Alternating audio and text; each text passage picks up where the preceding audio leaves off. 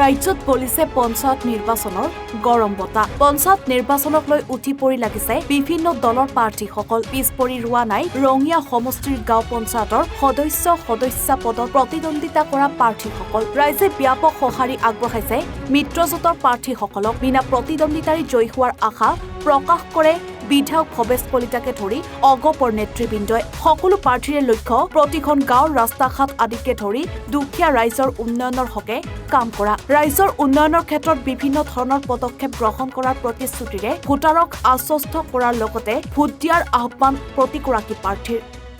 নিৰ্বাচনী প্ৰচাৰ তুংগত অহা 7 মে তাৰিখে দ্বিতীয় পৰ্যায়ৰ যি পঞ্চায়ত নিৰ্বাচন অনুষ্ঠিত হ'ব, এই পঞ্চায়ত নিৰ্বাচনৰ প্ৰচাৰ সমগ্ৰ ৰাইজ ওলাই আহিছে ভাৰতীয় জনতা পাৰ্টি মিত্ৰগোষ্ঠীৰ সপক্ষে।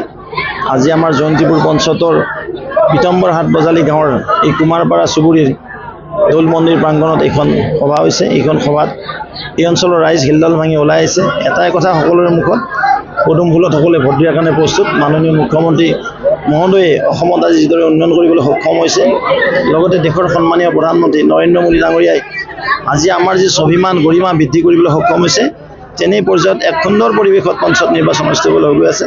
আৰু নিশ্চিতভাৱে এই নিৰ্বাচনে অসমৰ আগন্তুক ৰাজনীতিৰ নিশ্চিতভাৱে প্ৰভাৱ পেলাবলৈ সক্ষম হ'ব। ৰঙিয়াৰ পৰা শামছুল হকৰ ৰিপৰ্ট, NFR 24।